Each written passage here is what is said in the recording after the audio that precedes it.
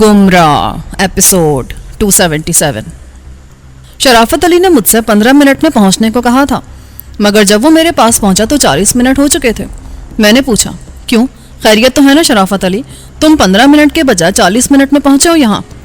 वो बोला, घर से निकलने के बाद थोड़ी ही दूर चलकर मुझे पता चला कि कोई मेरा ताक़ुब कर रहा है। चुनांचे मैं उससे जान छुड़ाने की खातिर इधर आने के बजाय सीधा टावर की तरफ चला गया। वहाँ मेरी कुछ दुकानें और ऑफिस हैं।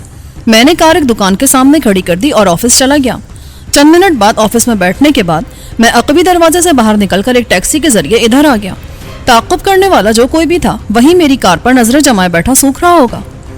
वैसे तुमने कुछ अंदाजा किया उसके बारे में, वो कौन हो सकता है? नहीं, ये मैं मालूम नहीं कर सका। दरअसल मैं उस पर किसी भी तरह ये जाहिर नहीं होने देना चाहता था कि मैं उस ताक़ुब से वाकिफ हो चुका हूँ, इसीलिए मैंने उसे डॉज देने की भी कोशिश नहीं की। अगर उसे इसका पता चल जाता तो आइंदा वो बहुत ज्यादा मोहतात होकर ताक़ुब शुरू कर देता और इस तरह वो मेरे साथ हर जगह पहुंच जाया करता। ये तुमने वाकई बहुत अच्छा किया शराफत अली। फिलहाल तुम ही वो वाहिद आदमी हो जिसका ताक़ुब करके वो मुझ तक पहुंच सकते हैं। इस तरह तो अब तुम भी उनकी ज्यादतियों से महफूज हो गए हो। अब वो तुम्हें भी उस वक्त तक कुछ नहीं कहेंगे जब तक उन्हें मेरा सुराग नहीं मिल जाता। हाँ, मेरा भी यही ख्याल है। पहले तो वो मेरा पीछा करके तुम्हारा ठिकाना मालूम करने की कोशिश करेंगे। इसके लिए उन्हें मेरी जरूरत रहेगी और जब तक मेरी जरूरत बाकी है वो कोई नुकसान नहीं पहुंचाएंगे मुझे। शराफत अली ने मुझसे इत्तेफाक करते हुए कहा, वो पुलिस वाला किस्सा क्या था? तुमने वो मामला किस तरह निपटाया? मैंने पूछा, मैं सुबह अजान के वक्त उठने का आदी हूँ। चुनांचे हस्बे मामूल आज भी उठकर अपनी कोठी के लॉन में चहलकदमी करने निकल गया था। साथ ही साथ मुझे अखबार का बेचैनी से इंतजार था, क्योंकि रात आइजक के मकान से निकलकर भागते हुए तुमने पुलिस की जीप को बुरी तरह रगेट डाला था। मुझे यकीन था तुम्हारी उस हरकत ने पुलिस के पूरे महकमे को मुश्तल कर दिया होगा और वो तुम्हारी तलाश में सरगर्दा हो गए होंगे। मैं नहीं जानता था कि पुलिस इस सिलसिले में क्या अंदाजे कायम कर रही है, लिहाजा अखबार के आने तक मैं लॉन में टहलता रहा। अखबार के आते ही मैंने वहीं खड़े खड़े रात के हंगामे की सारी खबरें पढ़ डाली। गो अखबार में जीप वाले वाकई की खबर नहीं थी, लेकिन आइजक ने पुलिस को तुम्हारा नाम बता दिया था। ये मालूम होते मुझे फौरन ख्याल आया कि वो पुलिस को तुम्हारा पता भी किसी जरिए से जरूर दे देगा। चुनांचे मैंने उसी वक्त बंगले के चौकीदार को फोन करके हिदायत कर दी कि अगर पुलिस वहां आकर तुम्हारे बारे में मालूम करे तो वो तुमसे नावाकफियत का इजहार करे। वो पुलिस को यह बयान दे कि वो गुलाम जिलानी नामी किसी आदमी से वाकिफ नहीं है। उस बंगले में मेरे 2 मेहमान गुज़िश्ता एक हफ्ते से मुकीम हैं, मगर वो उनके नाम नहीं जानता। अगर उससे उन मेहमानों के हुलिये मालूम किए जाएं तो वो उन्हें मेरे बताए हुए हुलिये बता दे। मैंने उसे अपने 2 खास आदमियों के हुलिये भी बता दिए। वो दोनों हांगकांग के बाशिंदे हैं और इत्तेफाक से अभी 1 हफ्ता पहले ही हांगकांग होकर आए हैं। उनके पासपोर्टों में उसका इंदिराज मौजूद है। फिर उन दोनों को फोन करके सारी सूरत हाल बताकर बंगले पर पहुंचने की हिदायत की। ये हमारी खुशकिस्मती है जिलानी कि वो दोनों पुलिस के पहुंचने से 15 मिनट पहले बंगले पर पहुंच गए थे। पुलिस जब वहां पहुंची तो उसने बंगले में वही कुछ देखा जो मैं उसे दिखाना चाहता था। वो बड़े कर्रोफर और पूरे इंतजाम के साथ उस यकीन के साथ वहां पहुंचे थे कि आज वो गुलाम जिलानी जैसे मशहूर मारूफ मुजरिम को पकड़कर एक बड़ा कारनामा अंजाम देने वाले हैं। कल के अखबारात उनके इस कारनामे से भरे पड़े होंगे। उन्हें तरक्कियों और इनामात व एजाजात से नवाजा जाएगा, मगर मायूसी के सिवा बेचारों के कुछ हाथ ना आया। फिरोज कहकहा लगाकर बोला, काश वो मंजर हम भी देख सकते। हमेशा के लिए याद रह जाने वाला मंजर होगा वो तो। मैंने कहा, ये बड़ी खूबी है शराफत अली में।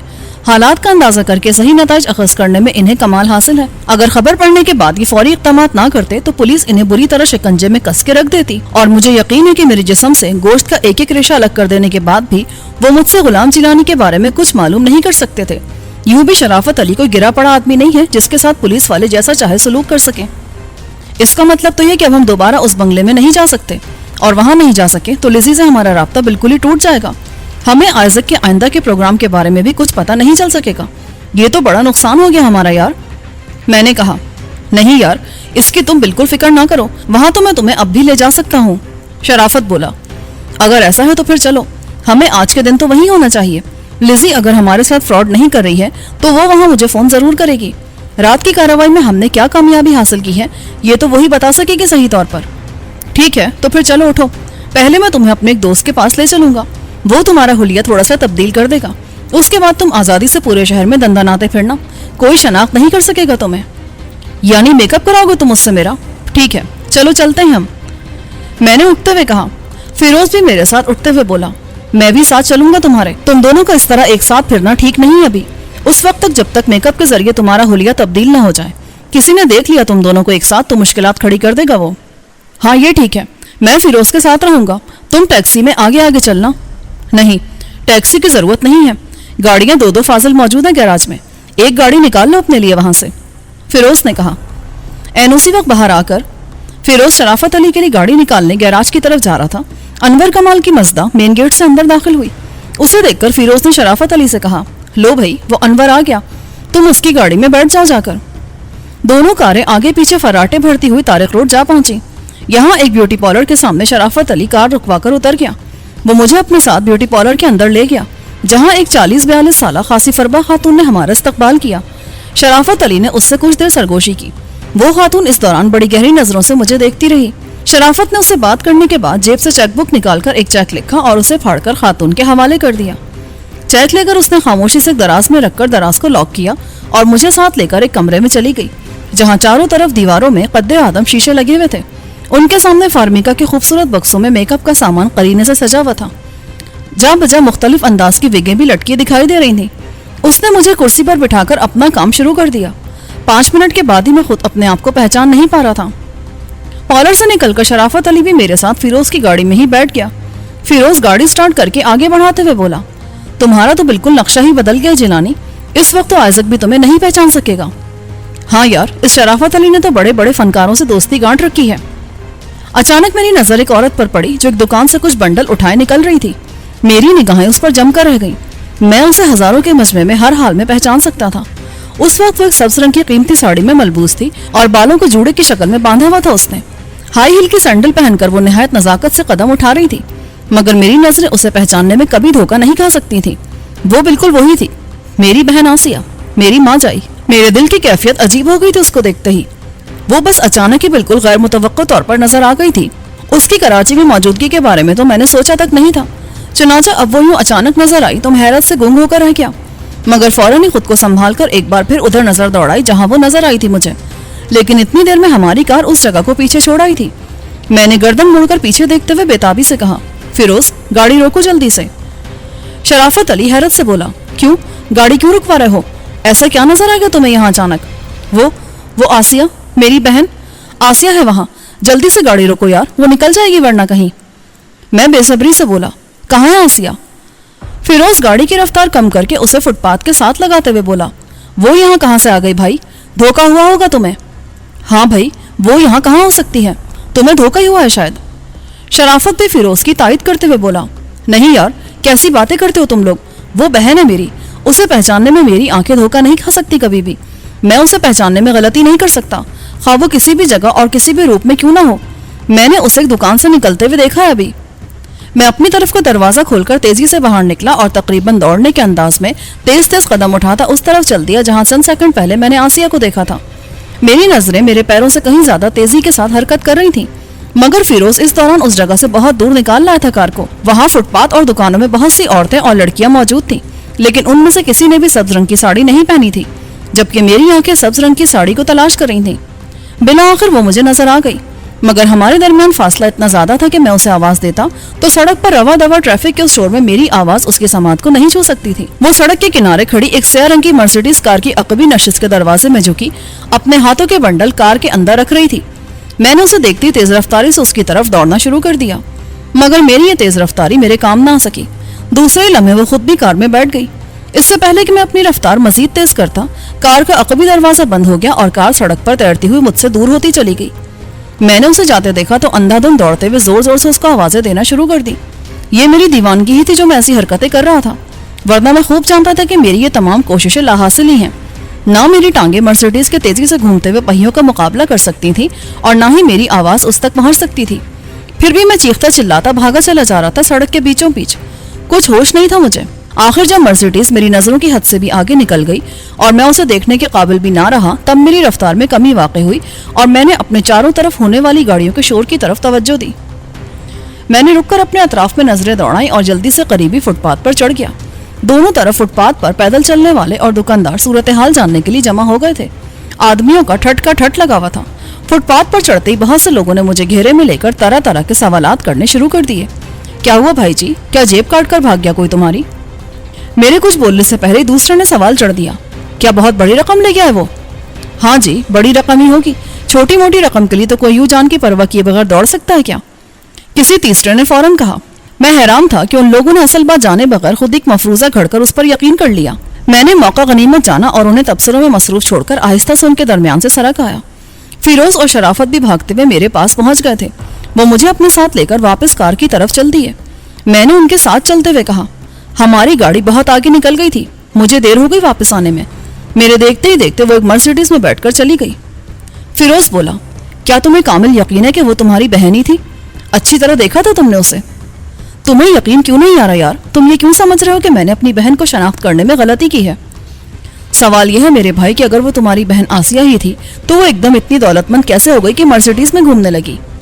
یہ کوئی بہت اہم بات نہیں ہے، تم نہیں جانتے اسے، ورنہ ایسا کہتے نہیں۔ اس کے لیے دولت حاصل کرنا کوئی مشکل کام نہیں ہے۔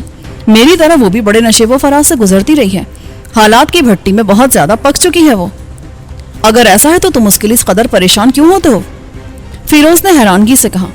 شرافت نے بھی مجھے سمجھانے کے انداز میں کہا، جب تم جانتے ہو کہ وہ کوئی نازک اندام سے گھریلو قسم کی لڑکی نہیں ہے، بدترین حالات کا بھی ڈٹ کر مقابلہ کرتی ہے اور وقت کو اپنے حق میں موڑ دینے کی صلاحیت بھی رکھتی ہے، اپنی حفاظت بھی کر سکتی ہے، بلکہ میرا تو خیال ہے کہ وہ دوسروں پر برا وقت بھی ڈال سکتی ہے، تو پھر اس کی فکر کرنے کی کیا بات رہ جاتی ہے تمہارے لیے؟ وہ یار، میں اس کے لیے فکر مند نہیں رہتا ہوں۔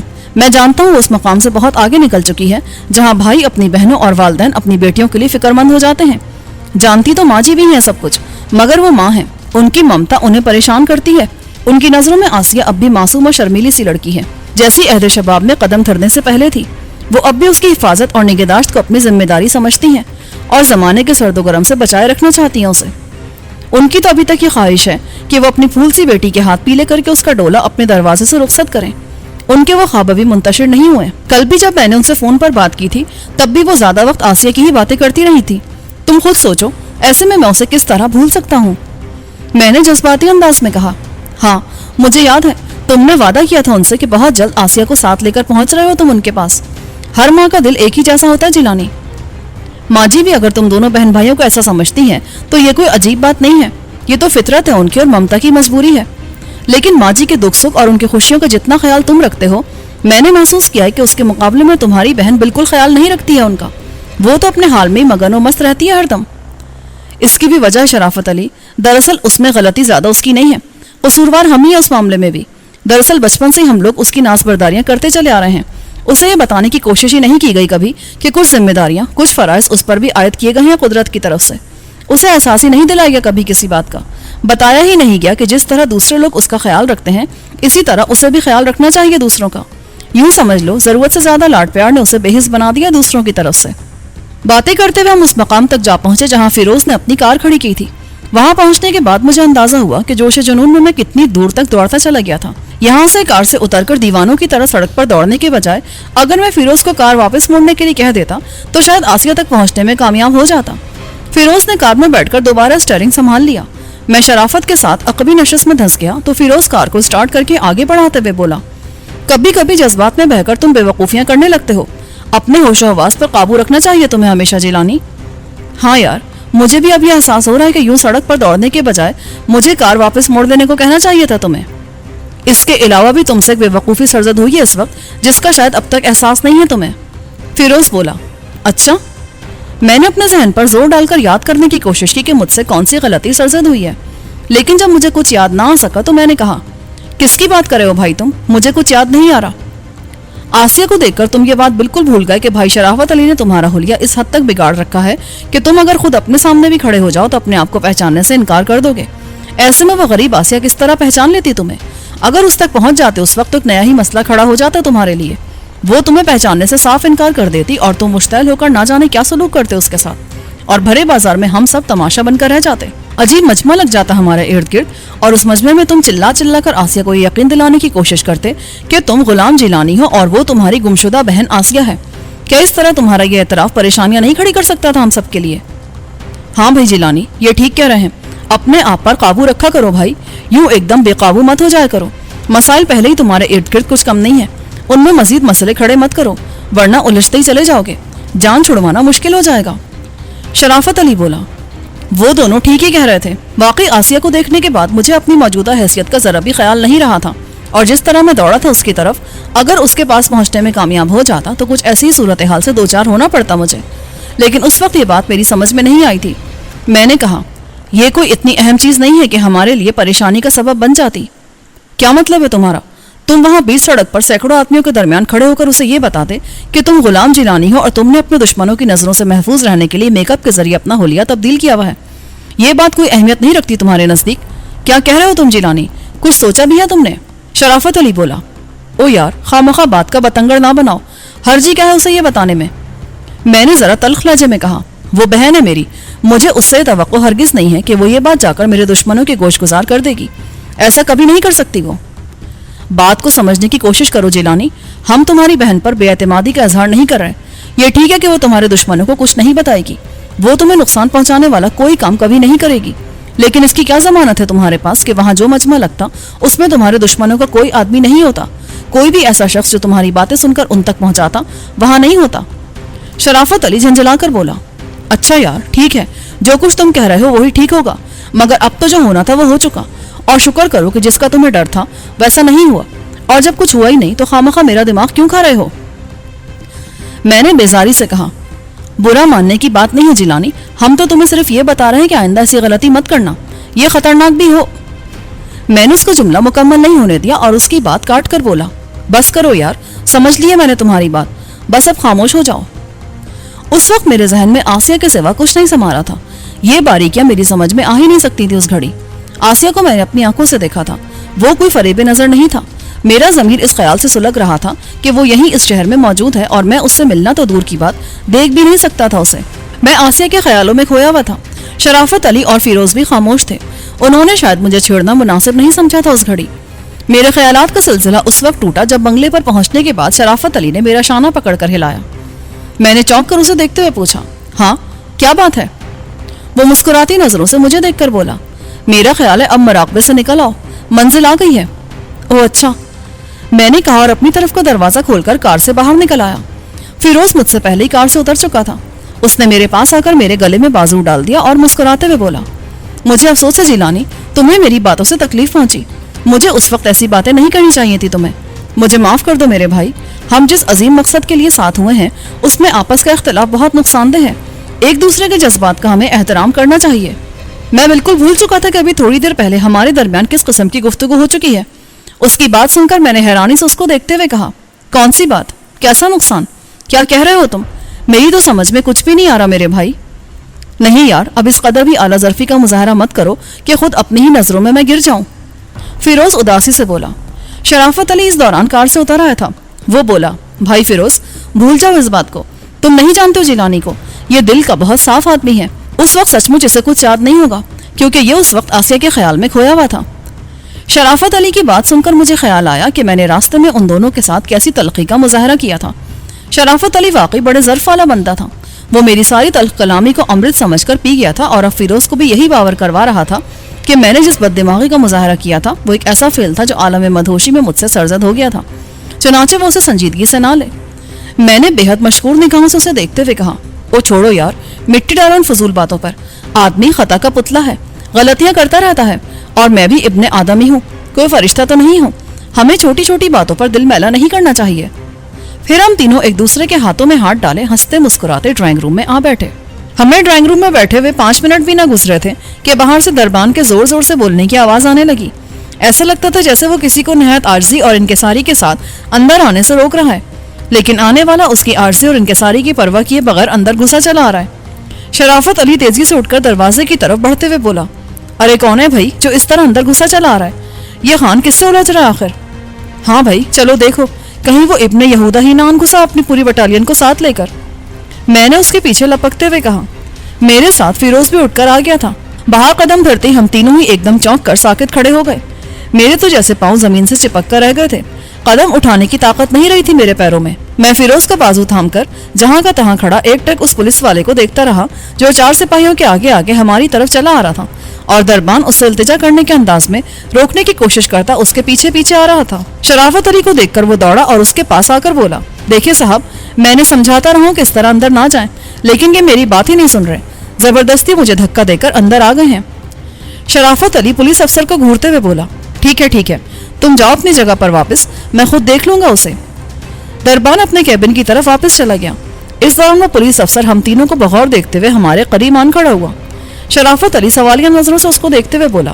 جی فرمائیے، کیسے زحمت دی آپ نے اپنے قدموں کو اس غریب خانے تک آنے کی؟ पुलिस का वो अफसर जो दरबान के मना करने के बावजूद अपने जिस्म पर मंडी हुई सरकारी यूनिफॉर्म और अपनी अफसरी के जोम में मुंह उठाए चला आ रहा था, शराफत अली के लहजे की काट से बौखला उठा। एक लम्हे को उसने शराफत अली से नजरें चुराकर इधर उधर देखा। इस दौरान वो अपने मुंतशिर होने वाले हवास यकजा कर चुका था। वो नहायत खुश अखलाक़ी का मुजाहरा करते हुए बोला, वेरी सॉरी सर, मैं तकलीफ के लिए माजरत ख्वाह हूँ। यकीन करें आप, बहुत ही मजबूरी के आलम में मुझे ये नागवार काम अंजाम देना पड़ रहा है। ठीक है, अपनी आमद का मकसद बयान करो। सिर्फ ये बताओ कि वो कौन सी मजबूरी है जो तुम्हें यहाँ तक खींच लाई है।